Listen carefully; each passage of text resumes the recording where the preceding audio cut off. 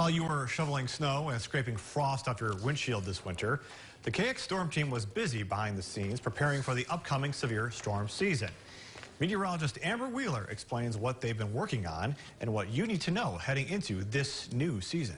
This week is North Dakota's Severe Weather Awareness Week. You'll hear from the entire KX storm team all week on how to be prepared for life-threatening weather no matter where you're at. Something we've noticed that sometimes will get taken for granted is the wind in a thunderstorm. We, as a community, have inadvertently trained ourselves to think that tornadoes are the most dangerous aspect of a storm. But that's simply not true. When you see this video, you probably think a tornado ripped through this home. Well, it's common to think that with destruction like this, but what if I told you that a tornado didn't cause any of this damage?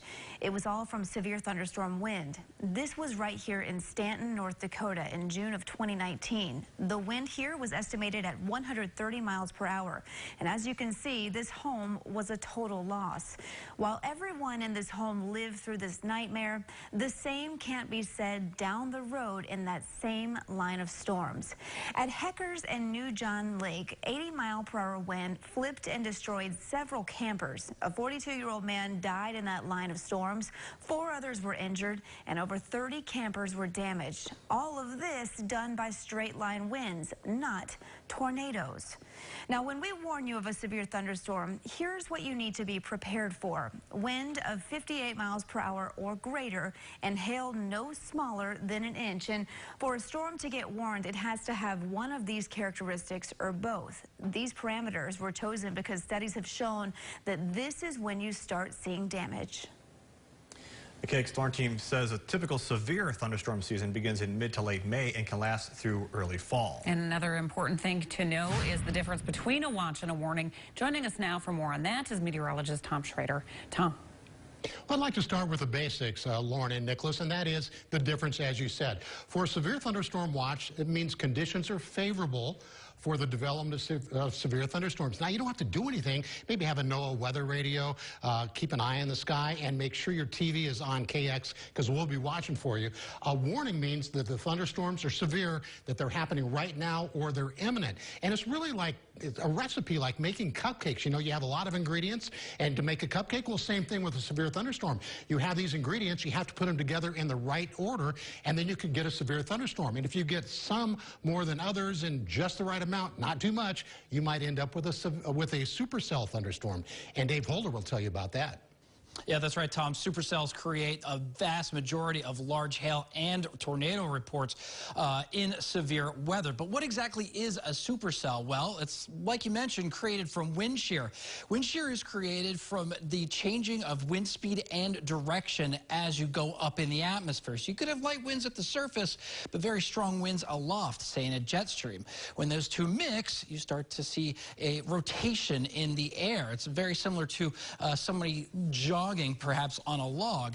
Now what happens is as that updraft occurs, as the thunderstorm with instability pulls the updraft vertically, then you start to see a rotating column of air. This is called a mesocyclone. It was captured perfectly by one of our viewers last year. A beautiful shot of a rotating column of air in a thunderstorm. That was the Mott supercell. That went on to create a tornado in Mott. Now there it is using archived radar data. Another tool that we use to see the rotation on thunderstorms is velocity.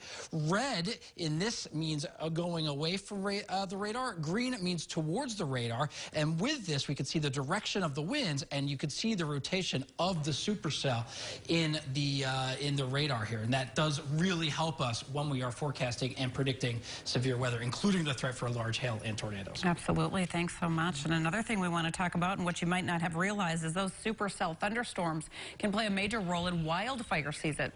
North Dakota is entering peak wildfire season now as the weather warms up and the winds increase. This dries out the grass and thaws the permafrost, meaning just because the ground feels moist, the dry, dead vegetation can be easily set ablaze. Fire officials tell us even the slightest spark can start a wildfire. Everything from trailer chains to farm equipment picking up a rock and creating that spark. But it's the lightning strikes from severe thunderstorms thunderstorms that can also start wildfires. We spoke with the North Dakota Forest Service, who tells us naturally occurring wildfires are actually a pretty good thing. Wildland fires honestly belong to the ecosystem just as much as the animals do, the plants. They're a part of how we even have grasslands in North Dakota. It's part of a healthy grasslands ecosystem. It helps get rid of invasive species and things like that.